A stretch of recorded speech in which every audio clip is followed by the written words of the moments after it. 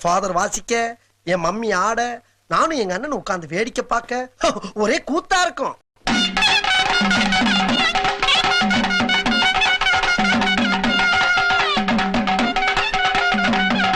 Oh no!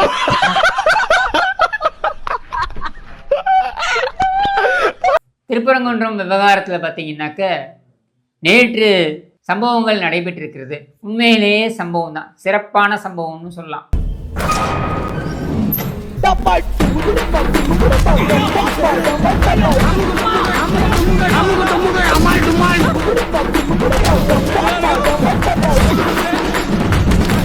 என்ன தெரியுமா, தமிழ்நாடு அரசாங்கத்தை, முக்கியமாக காவல்துறை தலைகுனிந்து நின்றது அப்படின்னு சொல்லணும்.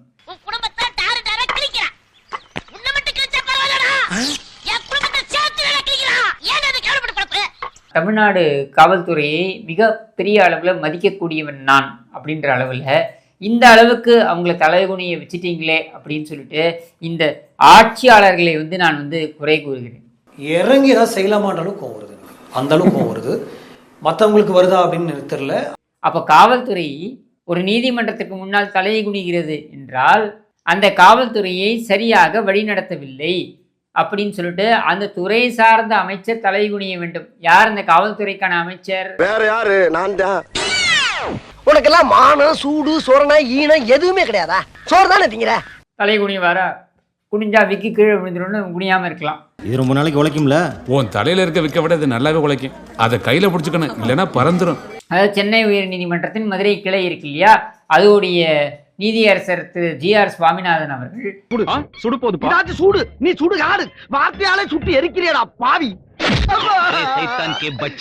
திருப்பரங்குன்றம் விவகாரத்துல சில உத்தரவுகளை பிறப்பித்தார். அந்த தீபம் ஏற்றுவது, தீபத்தூணில் தீபம் ஏற்றுவது என்பது குறித்து சில உத்தரவுகளை பிறப்பித்தார்.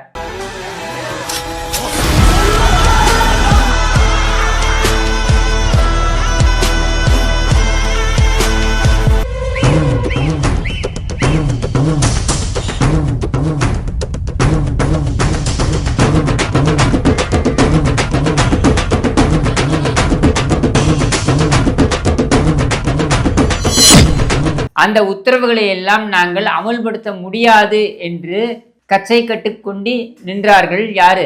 இப்பொழுது இருக்கக்கூடிய அந்த ஆட்சியாளராக இருக்கட்டும், மதுரை ஆட்சியராக இருக்கட்டும், கலெக்டர். அறிவு கேட்டவனே, அறிவு இருக்கா உனக்கு?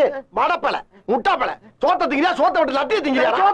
திருப்பரங்குன்றத்தின் கோவிலில் தீபம் ஏற்ற வேண்டும் என்ற சென்னை உயர்நீதிமன்ற மதுரை கிளையின் உத்தரவை அமல்படுத்தாத தொடர்பான நீதிமன்ற அவமதிப்பு வழக்கில் மாவட்ட ஆட்சியர், காவல் கண்காணிப்பாளர் உள்ளிட்ட அதிகாரிகள் நேரில் ஆஜராகி நிபந்தனையற்ற மன்னிப்பு கோரி மனு தாக்கல் செய்திருக்கின்றனர். ஐயா மன்னிச்சுக்கங்க ஐயா.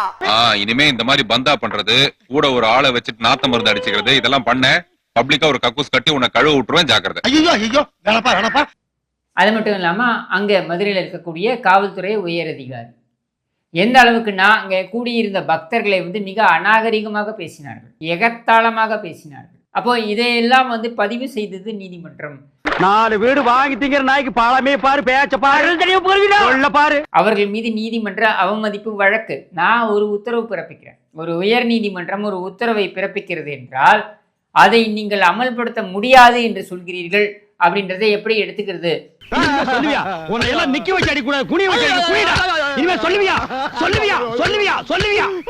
அப்படின்னு சொல்லிட்டு இவங்க அவர் நீதிமன்ற அவமதிப்பு வழக்கை தானாக முன் பதிவு செய்கிறார். இப்படி பதிவு செய்த உடனே இவங்க என்ன பண்ணாங்க? உடனே ஓடினாங்க டிவிஷன் பெஞ்சுக்கு.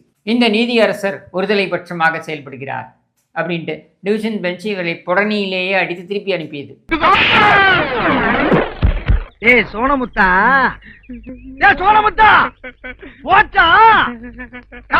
குரும்பி சுத்துமே. உடனே இவர்கள் உச்ச நீதிமன்றம் போனார்கள். அங்கும் இவர்களை புடனியிலேயே அடித்து திருப்பி அனுப்பியது.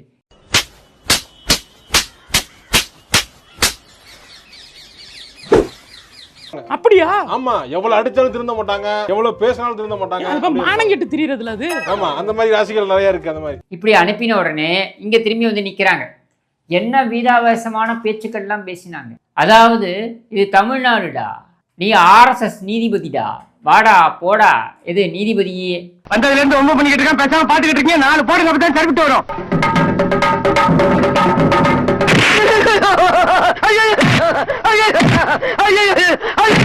அவ்வளவு மோசமா பேசினாங்க. நீதி அரசரே வந்து அதை என்ன பண்றாரு, பதிவு பண்றாரு. என்ன பதிவு பண்றாருன்னா, அதில் அந்த காவல்துறை அதிகாரி எந்த விளைவை பற்றியும் எனக்கு கவலையே கிடையாது, என்னை யாரும் எதுவும் கேட்க முடியாது, எந்த நீதிமன்றமும் என்னை கேள்வி கேட்க முடியாது என்று பொருள்பட அவர் பேசியிருக்கிறார். எவனா இருந்தாலும் வெட்டுவேன், எவனா இருந்தாலும் வெட்டுவேன். எவனா இருந்தாலும் வெட்டுவியா? ஆமா வெட்டுவேன். என்ன பார்த்து சொல்லு. ஐயோ போலீஸ் போலீஸ் அப்படின்ன உடனே இருங்க, இப்போ நான் தேடி அதை கொடுக்குறேன் உங்களுக்கு அப்படின்றார் நீதிமன்றத்தில். உடனே உங்களுக்கே கிடைக்கல, அதை விட்டுருங்களேன். இது வாதம், யார் அரசு தரப்பு வக்கீல் வைக்கின்ற வாதம். உங்களுக்கே கிடைக்கலையே லாட்சிப், விட்டுருங்க அப்படின்ட்டு. அப்படிலாம் விட முடியாதுங்க, பேட்டி கொடுத்துருக்காருல்ல, இருங்க அப்படின்னு அந்த பேட்டியை எடுத்துகிட்டு படிக்கிறார். என் வேலை உன்னுடைய மண்டபாலத்தை தண்டவாளத்தில் ஏற்றுறதான் என்னுடைய வேலை. இப்படியெல்லாம் பேசியிருக்காங்க. இப்படியெல்லாம் பேசிட்டு இன்னைக்கு என்ன சார் உங்கள் பெட்டிஷன் அப்படின்னு கேட்டால், நிபந்தனையற்ற மன்னிப்பு. இவருதான் மானஸ்தன். வணக்கம். மானஸ்தனா? மூஞ்சி பார்த்தா அப்படி தெரியலையே. காவல்துறை நிபந்தனையற்ற மன்னிப்பு கேட்டது.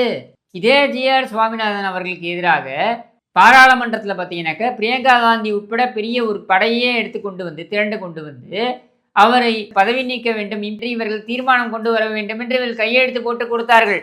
அதே நீதி அரசரிடம் நிபந்தனையற்ற மன்னிப்பு கோரி மண்டியிட்டு நிற்கிறது காவல்துறை. காவல்துறையை நான் தப்பு சொல்ல மாட்டேன், காவல்துறையை வழி நடத்திய துறையுடைய அமைச்சர்.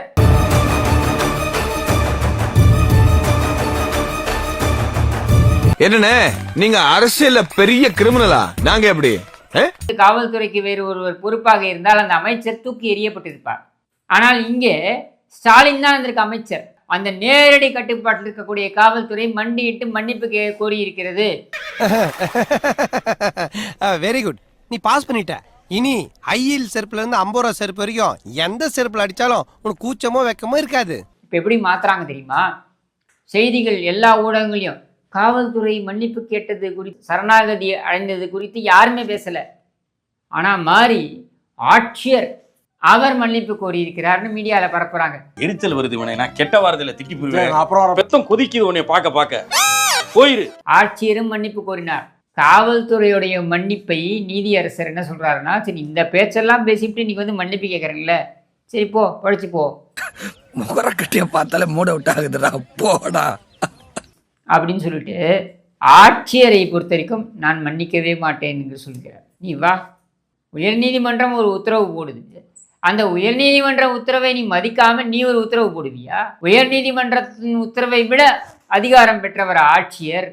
நீ என்ன அவ்வளோ பெரிய அப்பாட்டாக்கிறா இல்ல அவ்வளோ பெரிய அப்பாட்டாகிறான்னு கேக்குறேன். வேற வழியே இல்லை இவங்களுக்கு. அடுத்த ஹியரிங்ல ஆட்சியர் ஆஜராக வேண்டும் என்று உத்தரவு பிறப்பிக்கிறார். சங்கு சத்தம். சங்கா? எனக்கு தெரிஞ்ச டாக்டர் புதுசா ஒரு ஆஸ்பத்திரி ஆரம்பிச்சிருக்காரு, வந்து ஒரு ஊசியை போட்டு போங்க. ஊசியை போட்டு போவா? நான் எதுக்கு ஊசி போடணும்? நீங்க முகராசியான ஆளா இருக்கீங்க, வந்து ஒரு ஊசியை போட்டு போனீங்கன்னா அப்புறம் அந்த ஆளுக்கு அதுவா வியாபாரம் ஓடிக்கும்.